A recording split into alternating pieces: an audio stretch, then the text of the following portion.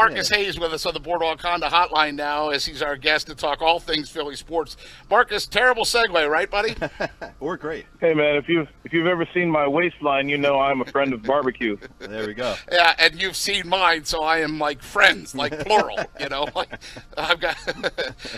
Marcus, which way do you want to go? Since I look at it like this, I think Phillies first because they're the first place Phillies. And let's just start with that. First place Phillies, did you think they'd be in first place getting close to the All-Star break?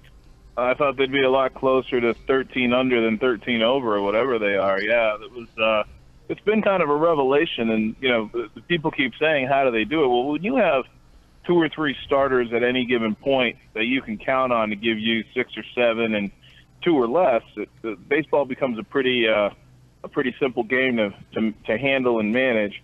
And you've got to give it to the analytics guys. They're playing the numbers and they're winning with the numbers.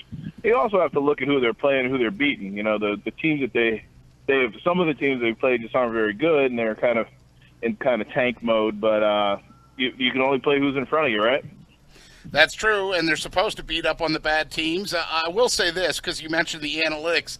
Marcus, at the beginning of the season, people wanted to run Gabe Kapler out on a rail. Now, last night, your colleague Scott Lauber wrote a great article highlighting about the fact that 9-6-2 play, that put-out of Cameron Maben was, look, Aaron Altair had been in center field, whether it was the computer, whether it was the analytics, whether it was the bench coach, whether it was Kapler. It's still somebody that said, let's move him over to right, and then boom, he's in the perfect position for a pivotal play. What do you think of Gabe Kapler's progression from run him out of town to potential manager of the year candidate? Well, I never ran him out of town. As a matter of fact, after the first 2 or 3 games that he got in hot water with, I happened to have his cell phone number. I said, you know what? I don't know how you're feeling, but sort of hang in there. This everybody learns, and the thing about Gabe Kapler is he loves to learn. Maybe too much. Maybe he changes too quickly, and he's too hard to get a read on for some people's comfort. But he's kind of in the perfect spot. I mean, he's got an owner and a general manager who've gone all in with him and his philosophies. He's essentially running the club the way he wants to run it from top to bottom, in that his philosophies align with those of Matt Klentak, the general manager, and everybody knows that he's not going anywhere, so they better get in line or get out of town. And he's got a lot of young guys. Young guys are much more willing to try new things than guys who are set in their ways. So it's fun to have something new and different that works. But we said the same thing halfway through Chip Kelly's first season. Where do you stand then, since you brought up Matt Klentak, on, obviously I would think you'd lean toward buyers versus buyers-sellers, but buyers of Machado, because that's the name that's come out. And boy, Marcus, nothing stirs up debate than, you're going to give up too much, and then the other side comes back and says, who the heck are these guys anyway? What are you really giving up? I mean, it's a lot of fun going back and forth. Where do you weigh in on whether they should pursue Manny Machado or another significant name?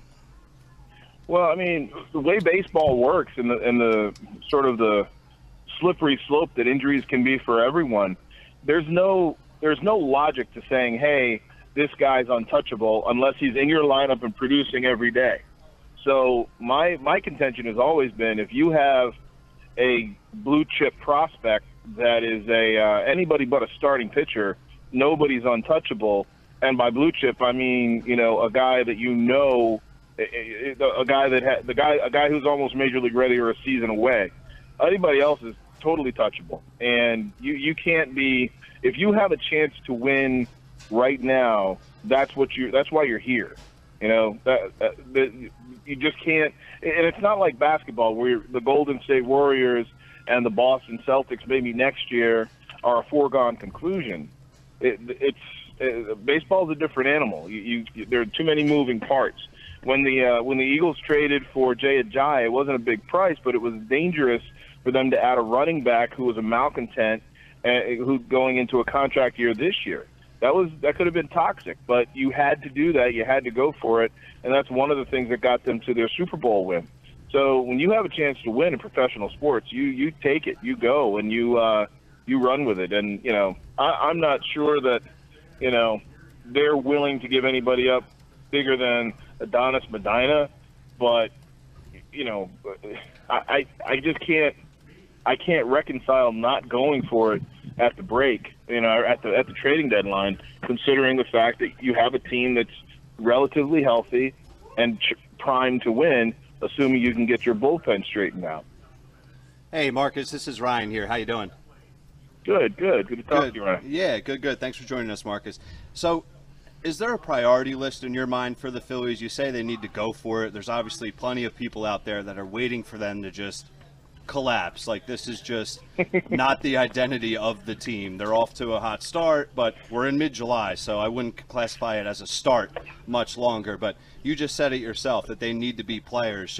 So what type of players should they be? Is bullpen, closer at the top of the list? Do they go after Machado, or should they be tactical about it and just go after him in the offseason as a free agent? Or where do you see, basically look into your crystal ball for us and say, all right, if you're in those closed doors meetings as what should we do here before the deadline, what's the number one thing on their list? Is it bullpen or is it bat? Well, I see them the way that I see the Sixers now. For them, to answer your question, for them it's a bat, and the only bat that I'm interested in right now is Machado. And I really don't. I mean, I'm not them, so they wouldn't come on your radio show and say this. But I don't care what it takes. Machado's a difference maker. He can play whatever position he wants. You sign him long term. He's kind of a knucklehead, but I was 25, 26 years old once, and I was kind of a knucklehead. So Me too. It's definitely offense and big bat offense, power offense. That you build your entire roster around a guy like that, the way they did Ryan Howard from the other side. We're talking. Yeah. Everybody's talking about Chase Utley going to the Hall of Fame. Is he worth it? Yeah, is he worthy? And is Jimmy Rollins? Is Jimmy Rollins Hall of Fame worthy? Neither of them have the careers that they have if Ryan Howard isn't in the middle of that lineup. And tangentially, you look at Ryan Howard's 7 best year; they're better than Chase Utley's 6 best years. And don't give me one played second base. Chase Utley wasn't a very good second baseman. He was he was a really good first baseman. But all that said, you go for offense, which is your deficiency. And because your bullpen should be better now that Pat Neshek is back in there. And, people forget that Pat Neshek and Carlos Santana were the moves, along with Tommy Hunter. But Neshek coming back to this team was huge, and he's pitched, 3-4 games, and he had a save the other night. So he's a big part of what they expected to be, and I think they expected to be around 500 a little bit more. You add a guy like that, it's like getting a deadline deal. He should be fresh. His legs should be great going down the stretch. He didn't have to get through the spring. That to me is a trade for your bullpen. That's a serious enhancement to your bullpen at this point. And if Sir Anthony Dominguez can keep doing what he's doing in the closer's role, I'm fine.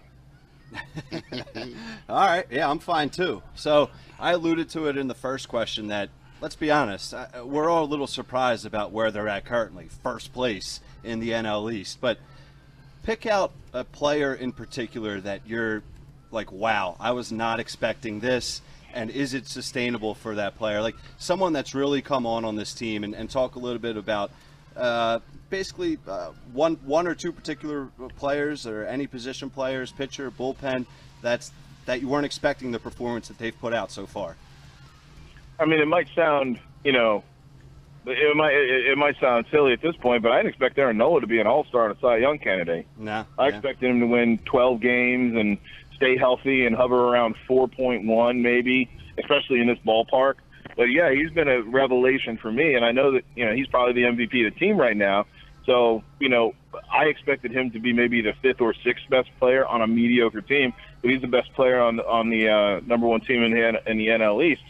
So he's exceeded my expectations. And again, the guy that, it's funny. We're talking about trading for Manny Machado, but when we talked about trading for Manny Machado last year and going into this season, we were talking about replacing Michael Franco, right, at third base. And now Manny Machado wants to play shortstop, which I'm fine with. I don't care if excuse me, you have Scott Kingery play shortstop ever again in his life on this team. Not that I think he's a bad player, but he's certainly not a very good shortstop.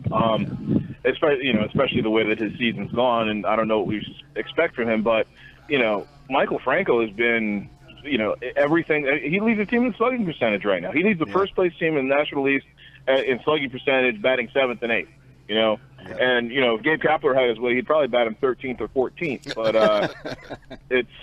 it's been I know it sounds like cherry picking, but the two guys that they built the rotation and the team around are producing far more than I thought they would, and I think far more than they thought they would. Marcus Hayes with us, columnist for the Philadelphia Daily News, Philly.com. Find him on Twitter at InkstainedRetch as we talk a little Phillies baseball. Great stuff out of you, Marcus, making Ryan and I chuckle, as you certainly are on point with a lot of those comments. And Michael Franco, yeah, you know, I mean, just to bring Franco up, that's a guy that maybe he is batting that well. And I brought this up in the first hour of the show.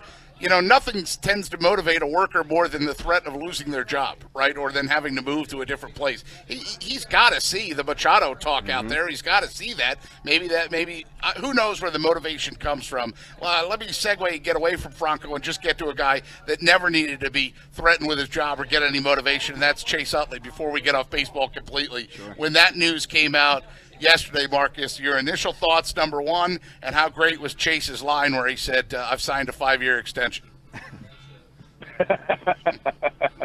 Well, Chase has always been a lot more clever and a lot more witty than he gets credit for, because he doesn't like to talk to people. But yeah, my initial impression was finally, you know, it's Chase hasn't been a very good player. He hasn't been Chase Utley in a long time. You know, he's been valuable to the Dodgers. And he's been, you know, professional. I think he's been as good as he can be, as he always was. But, you know, the Chase Utley era ended for me a couple of years ago. And, you know, and that's not to denigrate him. If he can get paid and somebody wants him on their club, great. But there wasn't much of a Chase Utley market out there. But, again, I mean, you're talking about an icon in Philadelphia, and you're talking about a guy who, if he wasn't the best player on that golden era team, he was probably the best liked player on that team. But, you know, the most popular player among the fans. So yeah, it's kind of cool to know that he's going to be able to take a victory lap. But I will say this: I never thought of him as a victory lap kind of guy. I didn't think that he'd be, you know, getting Harley Davidsons and rocking chairs in every ballpark, if you know what I'm saying. Right. I remember the Dr. J where he went around to every arena and he got all that stuff. I remember that well. And it's interesting, Marcus, because Chase brought that up yesterday when they asked him about the timing and whether or not going to Philadelphia was a factor in it, because the Dodgers come, it's Padres right after the break, and then the Dodgers come on that Monday, Tuesday, Wednesday.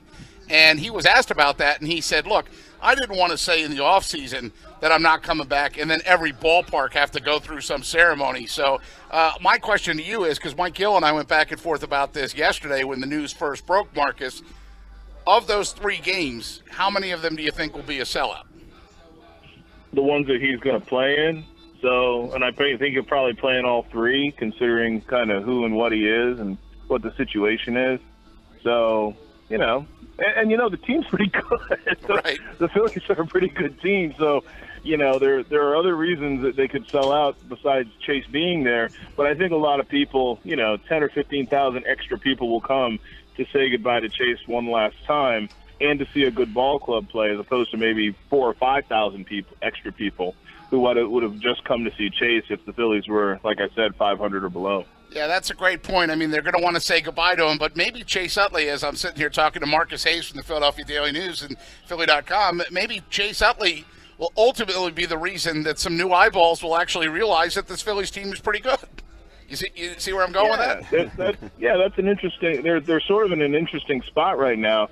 They're a pretty good team that's terrible to watch, even though they win. So you have to be a pretty committed and knowledgeable baseball fan to appreciate what you see, and a patient baseball fan. You're not seeing – you know, it was fun to go watch, you know, Jimmy hit 20 and Chase hit 25 and Ryan hit 40. You know, oh yeah, that ain't happening anymore. You know, you don't get a lot of those trots going anymore. And you know, nobody likes to see walks and strikeouts, and that's sort of how the league has gone, and certainly how the Phillies have gone. So maybe there will be, you know, some. It's hard to get attached to guys who are, you know, flipping positions all the time. You know what I'm saying? Oh, Cesar very much so. Cesar Hernandez is the only guy who's in the same spot all the time. You know, so it's just a tough sell when there's not a whole lot of identity. And, you know, you put Aaron Nola on top of your rotation versus Cole Hamels, the wow factor isn't quite the same. You know what I'm saying? Yeah, but So, even though Aaron Nolan's been it's a tough exceptional, sell. he's been outstanding. Yeah, exactly. I mean, but you have to be kind of a baseball nerd, a seamhead, as I like to call them, and people who are, get into the guts of the game and really appreciate all of it. I enjoy watching them. I enjoy watching like the physics or the mechanics of how switches work with men on base, or shifts work with men on base. Who's responsible for covering what, and how quickly they, sort of assume that responsibility when the ball's in play. That's kind of that's pretty granular. That's pretty nerdy. I'm pretty sure that the average baseball fan isn't wondering, is Scott Kingery going to take the correct step the correct way when this ball is hit to his left? Absolutely. So, Marcus Hayes, if you're basically what it sounds like admitting to me that you're a seamhead, then where do you stand? Where do you stand on the NBA free agency and the quote-unquote process? Because holy cow, if we had an off season, I mean, it just doesn't end in the fact that there are people out there that think the Sixers failed. They didn't get LeBron. They're a complete and total failure. They're absolutely awful. What the heck are they doing? They don't have a GM. The GM sent him burner accounts from his blah, blah, blah, that whole 9 yards. And then there are other people who are, in my mind, a little more rational that say they did not get LeBron, but they actually had a meeting with his agent. 2 years ago, they won 10 games. Yeah. Where do you stand in the Sixers offseason, their free agent pursuits, and where they are? Well, for men of a certain age, this analogy will hold water. Them getting LeBron is like you and me hooking up with, like, Kathy Ireland for life. You know what I'm saying? I mean, who? We got good jobs and we're good dudes, but if Kathy Ireland's dating us, then it's an anomaly. They didn't really have a real chance with LeBron. Philadelphia is not a destination site for NBA players on any level. They may be in a year or two. But this isn't a place that LeBron's going to want to come necessarily. But, they got a meeting, but I'm not sure they couldn't have gotten a meeting, quote unquote, a year ago because Ben Simmons has a relationship with LeBron through the agency. So, it certainly isn't a failure. It would have been a huge bonus, a huge boon, but it's certainly not a failure. Anybody saying it's a failure is ridiculous. There's only so much money you can pay him. He just has to want to come, and you can't make a guy want to come to your city. That's absurd. As far as Kawhi, I mean, I'd trade the farm for Kawhi and try to convince him to stay because, again, the only two untouchables are Simmons and Embiid, and that's because they're producing right now in this moment. But they like Fultz, and they want to hold on to their draft picks, and they're not sure that Kawhi wants to play here. And I'm not convinced that anybody's sure about Kawhi's health. So those are the two prime free agents. But if I told you Paul George wasn't going to go to L.A. and was going to stay in Oklahoma City and with a ball hog, you wouldn't have believed me 2 months ago either. So it's always worth maybe they should have thrown LeBron a party like Westbrook threw Paul George. I think they should have. Marcus, I'm only 28, but I assume Grandma Ireland was pretty hot in her day at one point. Oh, Kathy Ireland was so hot. I think she had a line of furniture at JCPenney or something like that. Who is Kathy Ireland comparable? Is Kathy Ireland like Taylor Swift, or what do we got? No, Kathy Ireland was a Sports Illustrated swimsuit cover model. Okay. And was it the body edition? Kind of like, what's that? No, the the body swimsuit edition. Right. No, the swimsuit was what used to be the body. Yeah. Yeah, I'm showing my age. Two different things. Yeah, but no, she was. I almost went with like Farrah Fawcett, but I figured even the older I would have gotten Farrah. I would have gotten Farrah. I would have had that, Marcus. No. It's fine. Go ahead, Ryan. I'm sorry, okay. Mr. 28. Go ahead. No, we can talk about Grandma Ireland for the next 10 minutes. No, I'll get into some questions. She might be a grandma at this point. I'm guessing she is because PT's almost a grandfather to me. Anyway, hey now. So listen, you talked about Kawhi and what the Sixers should do. Let's talk about what they have done. They get Wilson Chandler in. They get, I'm going to try and pronounce his name, Nemanja Bjelica. Very good. Yes. All right. So you got Bjelica in. You got Wilson Chandler in. And, I mean, I'm a fan of Chandler, especially with the one-year contract. And the guys they drafted, Zaire Smith. And obviously Smith and Landry Shamet. So let's talk about the additions to the team, either through the draft or through signing, and where they fit in this rotation. Well, as long as J.J. Redick's back, that's the only conversation we need to have. I mean, J.J. Redick won them 20 games last year by opening up the floor and keeping Joel Embiid and Ben Simmons from being double-teamed and preemptively fouled. I mean, and then when they added Ilya Silva and Bellinelli at the in February, that was transformative as well. But that's what they need. They need shooting. I'm not so sure Wilson Chandler is an answer. The things that matter for this team are. He helps though, right? They're more athletic. Yeah, again, if Wilson Chandler, if you're counting on Wilson Chandler's touches to put you over the top, right? Then I don't mean to denigrate him, but the starters win games generally in the NBA, and he's a good depth guy. If somebody misses 10 or 15 games, but I'm not all that excited over Wilson Chandler as much as I'm excited to see what's going on with Markelle Fultz out in, I guess he's in L.A. or Nevada working on his shot. He's a difference maker. I mean, he's a spectacularly talented player, and if he's playing 28, 30 minutes a game this year, that means his shot is there, his athleticism is there, his ability to create offense for himself and other people is there, and those are all things that the Sixers are kind of lacking.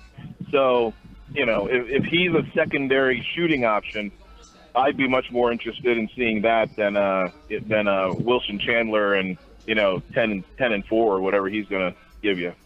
Right. So I saw the odds. I'm a big odds guy, Marcus. We're obviously here in South Jersey, right by Atlantic City. They have the Sixers over/under at 56.5 for wins. Are you taking the over or the under? Probably the under. I think 52 is probably a good number for them again, because I think they're going to be a little bit of growing pains, and there's a formula to beat them now.